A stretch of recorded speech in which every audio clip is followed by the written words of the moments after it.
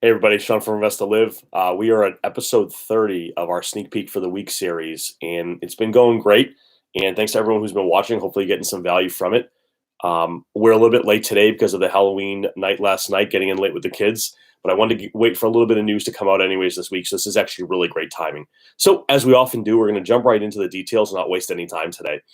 So first and foremost, one of the big things I was really looking at for the week ahead here is to get some information in and around the manufacturing information that I was waiting for, specifically the Institute for Supply Management, which tracks its index of factory activity in the US, saw a slip.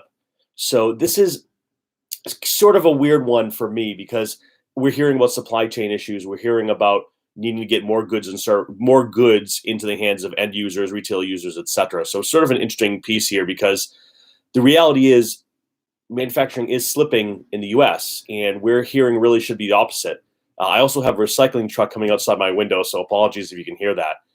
And I think the key here is they're seeing this as the reason for the slowdown in manufacturing is in fact due to the supply chain, which sort of only really puts those bookends around the fact that everything is being affected. We're just not seeing it yet.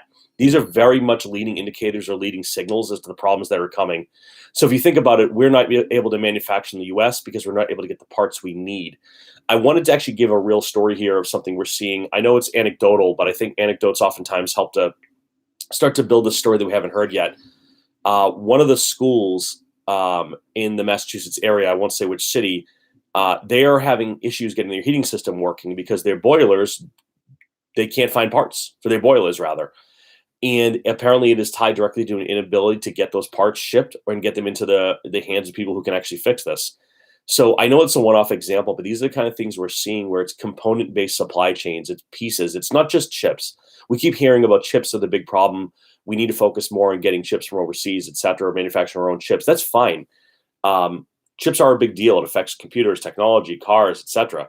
But the reality is we need parts for everything, from HVAC systems to the most high-end computers. And it could be for toys. It could be around the holidays coming up and why we need to get these things in our hands as quick as possible. So just something to call out that supply chain issues are not limited to the high-tech stuff we hear about on TV. And I think that that's a major miss for a lot of the larger media companies that we're constantly looking at these high-end, why we don't have cars, why we're not getting what we need for Tesla, et cetera. Big deals for sure, but it's everything. You might need to get an upgrade to your HVAC system and you might have trouble doing it. So start to think about those things well ahead of time. These are classic examples of why I do this weekly show and why I like to think about these things in my own way, take a very macro approach to it, but look for those really micro local examples that I can tie back to seeing it in my own life. I want to also point out too that they're still blaming a lot of this, not just on supply chain issues, but also still very much on the fact that a lot of places, China really included here, are still locking down for COVID in a big way. So we have sort of this chain of events that's happening, and I think you need to be aware of it as we look out at earnings and we look at other things that are happening in the weeks ahead here, that if the places where we're seeing the manufacturing are down and the supply chains are slowed, we can't get the parts we need in the US, we can't manufacture end products here, it is going to start to affect things more and more. I'm not saying anything cataclysmic or market crash here, but I do think it's an important note that we need to pay attention to this stuff because we can see the supply chain. Even though in our regular retail investor world, we don't oftentimes see that, the information is there. The information is available. These kinds of reports that we get from ISM are very important to see the early leading indicators. And that's the real key to being excellent at doing this, being an excellent investor, is you need to see the trends far in advance of where everyone else is going to see them. Because I'll tell you what, the professional firms that invest and trade for a living, they're working and researching this information.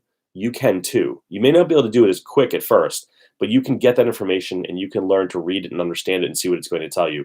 So it's very important to do that as well. Let's jump into the next piece. Another bit of not great news. U.S. construction spending fell in September by about 0.5 point. This was actually a bit of a turnaround from what was previously an increase of 0.1% for August. And here's the reason why this is particularly bad. I want to say that again, we fell by 0.5%, but we were expecting an increase of 0.4%. And this is across Bloomberg analysts, the consensus of analysts for Bloomberg. So again, we're seeing manufacturing slow. Additionally, we're seeing construction slow. And I'm sure you can guess what I'm going to say here. The reason given was that there are supply chain shortages, as well as, once again, soaring building material prices.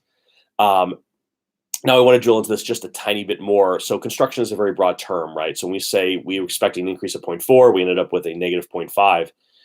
Just to bring this down a bit more too, private construction also fell by 0.5%, and single family fell by 0.6%. So there's a lot of interesting things in here if we take the time to pull them out for a second here. If we look at the recent massive increases in real estate, especially in the single family market, we're seeing a crushing blow to anyone who needs affordable housing. We're seeing prices start to really escalate more and more. We're seeing bidding wars, we're seeing slowdowns, we're seeing short times on markets.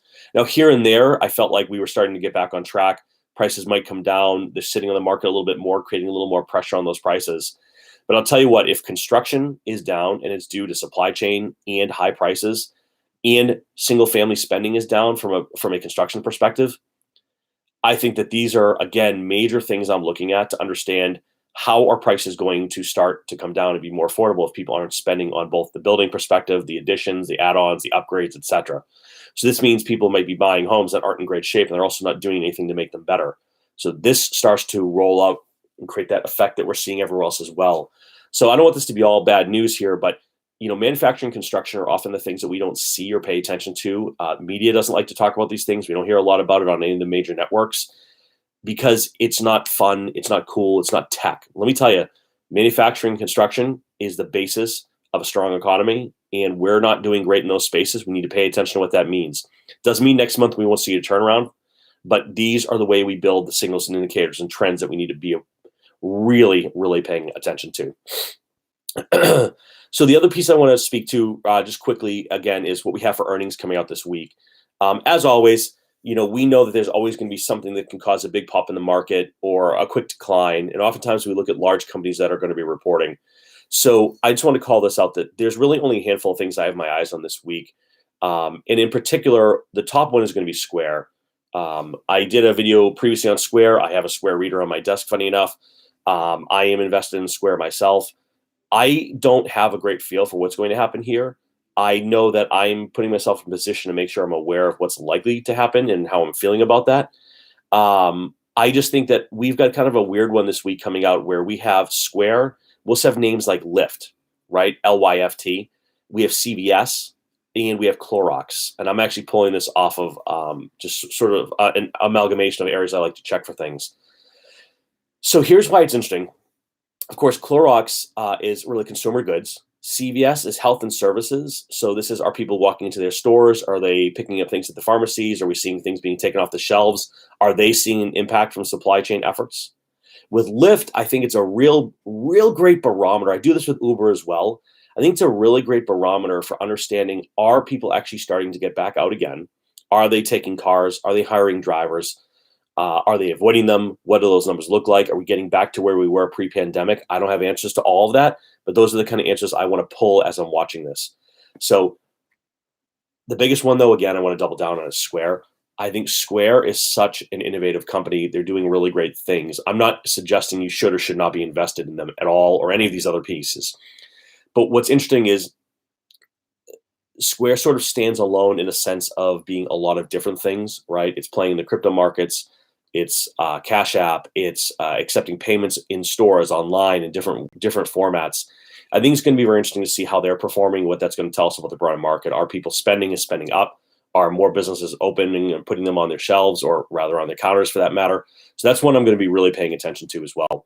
Now, as always, towards the end of the videos, I often will get myself off track a little bit just on different things that are on my mind. So if you're still watching, and I hope you are, and I appreciate it if you are, one thing I'm also going to be actually kicking a video off shortly here on is sort of one thing I'm starting to notice, as well as we're watching very heavy price increases in the market. And I think they're tied to, again, supply chain issues. I think inflation is a big part of this. I think that scarcity is driving price.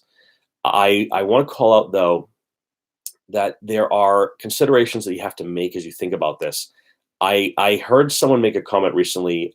It was just in the crypto space as usual, but they were really talking about like how much money their account was worth at the time that they were talking about it. They're talking about an 800% increase in the value of their underlying asset. And I sort of like had that moment of, that's awesome. In fact, that's the goal of all of us. That's why we do this. We're trying to increase our underlying assets. We're trying to leverage whatever resources we can. Maybe that's inflation to help to bring our assets up higher. But there is a significant difference between a paper gain and a real gain, and this is sometimes lost in the weeds, especially when we talk about things, because 800% increases make for great headlines on a YouTube video or a news article. But the reality is, it's only an 800% gain if you have a way to keep that 800% gain. Otherwise, it's just a price fluctuation that may or may not go back down. We saw this recently with the Shib coin, or Shibu Inu coin, SHIB, where I think at scale people are seeing these massive gains. And don't get me wrong, I think it's amazing. Believe me, I have holdings there as well, and I think it's great. I got in very low, but I also recognize the fact that in a heartbeat, one gigantic drop in price can wipe out all those gains before you can even blink or react to it. So I know we live in a world of diamond hands and everyone's going to hold forever. And I wear my HODL hat all the time. And I do plan on holding a lot of what I have for the very, very long term. But if you're in a cash strapped position in your life and you need to be aware of what's coming, and you need that money to pay bills or support your family or support yourself for that matter, it's okay to take an 800% gain off the table if you need that money and that's going to change your life. Not every investment needs to be an 800% win or a 10 bagger or bring you to a millionaire status. And I think that if you're chasing all of your investments to get to a 7-figure win, although that sounds really cool to talk about it, there's a lot of risk there and things that need to be concerned with in general, because a lot can happen between now and the time you sell. And I've said that before, and I hear myself say it all the time. Just know your goal when you're getting in, what it takes to get there. It's definitely fun to look at something that's worth, 0.0000 and whatever it is right now, maybe 7 or 7.2 or something, and think like, my gosh, what if this thing got to a penny or 10 cents or a dollar? And I think the reality is, this is an unpopular opinion, so, prepare yourself. I think the reality is that we're not going to have like 500 new billionaires because of Shibcoin team, right? Like, I think it's something you have to really realize is you might be able to walk. I believe firmly that if you're looking at things that are going 8, 9, 10, 15, 20x in price, of course, we're going to create lots of millionaires out of that. The way it goes. Anytime you have those kinds of increases.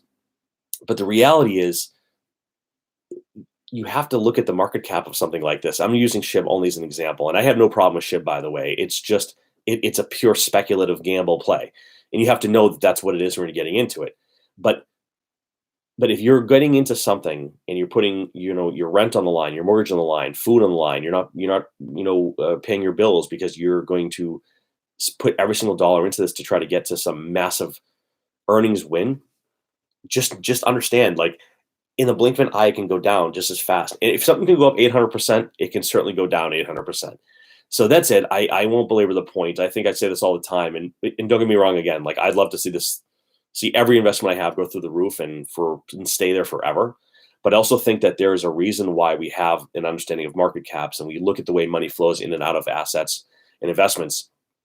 And there are going to be a lot of people who are professional investors or traders who do at times jump into these things with a very clear understanding of why they're getting in. And the one thing I would say here as an endpoint, and we'll speak specifically to Shib here, is if someone's getting in